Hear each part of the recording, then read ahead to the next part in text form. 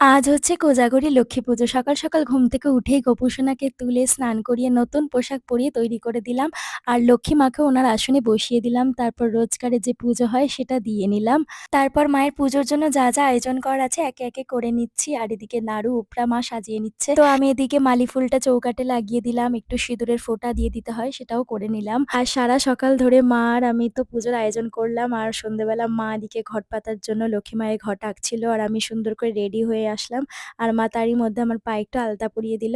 উপরে এসে সমস্ত ঘরে একটু আলপনা দিয়ে নিলাম। আসলে আমি ভেবেছিলাম পুরো ঠাকুর ঘরে সুন্দর করে আলপনা দেব বড় করে, কিন্তু আমার শরীরটা কদিন ধরে একদম ভালো যাচ্ছে না। তো তার জন্য দিতে পারিনি, একদম ছোট্ট করে আলপনা দিয়েছি। আর জানো তো আমাদের মাটির মূর্তিতে পুজো করার নিয়ম নেই, তাই ছবিতেই মার পুজো করা হয়। আর মাকে সেই ছোট্টবেলা থেকে দেখে আসছি ঘরোয়া ভাবে কোনো রকম ব্রাহ্মণ ছাড়া পুজো করে আসছে। আর আমি যখন ক্লাস 3 তে পড়তাম তখন থেকেই মা পাঁচালি হাতে দিয়ে বলতো যে পড়তে।